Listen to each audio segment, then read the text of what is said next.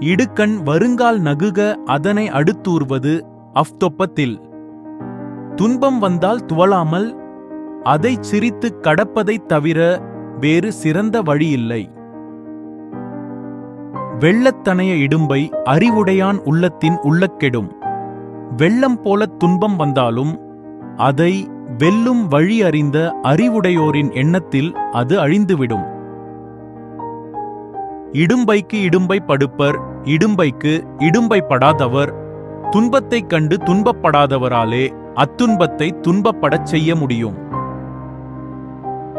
மடுத்தவாயெல்லாம் பகடன்னான் உற்ற இடுக்கண் இடர்பாடு உடைத்து.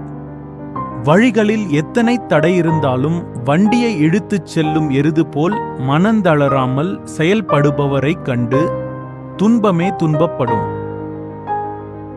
அடுக்கி வரினும் அழிவிலான் உற்ற இடுக்கண் இடுக்கட்படும்.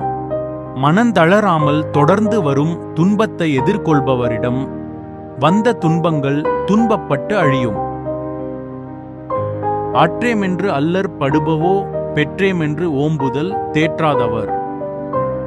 பெற்ற செல்வச் செழிப்பில் மயங்கி அதைப் போற்றிக் காக்க எண்ணாதவர் நிலையில்லாத அந்தச் செல்வத்தை இழந்தோமே என்று பின்னாளில் துன்பப்படுவாரோ. இலக்கம் உடம்பிடும்பைக்கென்று கலக்கத்தை கையாறாக் கொள்ளாதாம் மேல். உடல் என்பது துன்பத்திற்கான இடம் என்று உணர்ந்த அறிவுடையவர் அவ்வுடலுக்கு வரும் துன்பத்தை துன்பமாகக் கொள்ள மாட்டார். இன்பம் விழையான் இடும்பை இயல்பென்பான். துன்பம் உறுதல் இலன். இன்பத்தை விரும்பாதவர் துன்பம் இயல்பு என்று உணர்ந்தவர். ஆகவே துன்பத்தால் அவருக்கு நிகழப்போது ஒன்றும் இல்லை. இன்பத்துள் இன்பம் விழையாதான் துன்பத்துள் துன்பம் உறுதல் இல்லன்.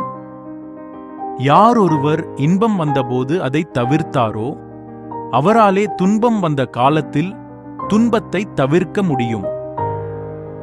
இன்னாமை இன்பம் எனக்கொளின் ஆகுந்தன் ஒன்னார் விழையுஞ் சிறப்பு. துன்பத்தை இன்பமாகக் காண்பவரை பகைவரும் விரும்பும் சிறப்பு நிகழும்.